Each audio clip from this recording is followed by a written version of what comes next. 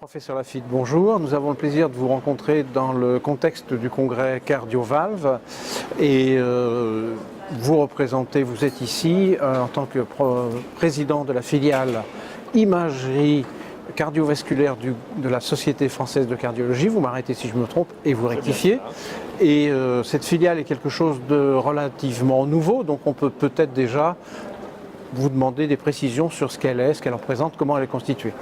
La filiale d'échocardiographie est une entité bien ancienne, avec plus de 30 années d'existence, mais qui effectivement a vu depuis maintenant 12 mois une modification structurelle par le biais de l'association du groupe Imagerie pour maintenant devenir une filiale à proprement parler d'imagerie et d'échocardiographie cardiovasculaire.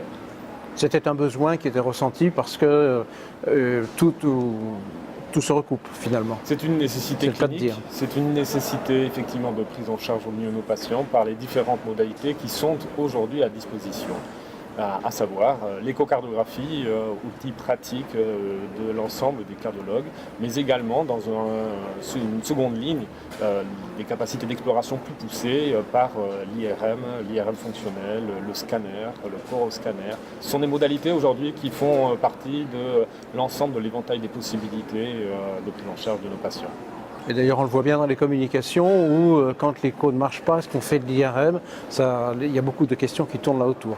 Il y a une véritable valeur ajoutée de ces modalités. Il faut simplement apprendre à les manier avec parcimonie, à bon escient. Et ce n'est pas forcément chose facile parce qu'il y a une effervescence. Et aujourd'hui, c'est vrai que le fait de regrouper de hautes compétences dans ces deux domaines permet d'avancer dans les indications pour les patients, de ces modalités pour ces patients.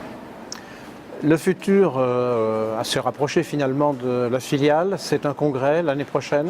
Alors effectivement, il y a le congrès biannuel Paris Echo 2017 qui aura lieu au mois de juin, où effectivement se dessinera cette capacité à se retrouver pour partager autour de ces thématiques d'imagerie, certes, mais également dans une ambiance quand même très clinique.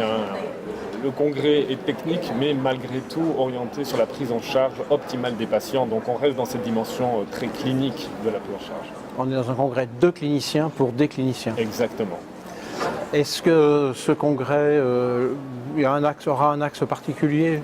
Alors c'est vrai que dans l'air du temps, on ne peut omettre les nouvelles technologies numériques, la dématérialisation de l'information, et c'est vrai que dans ce contexte-là, on tente d'améliorer cette capacité d'échange autour de ces modalités numériques. De bonnes, meilleures indications du scanner coronaire peut-être ? Probablement, de l'IRM aussi.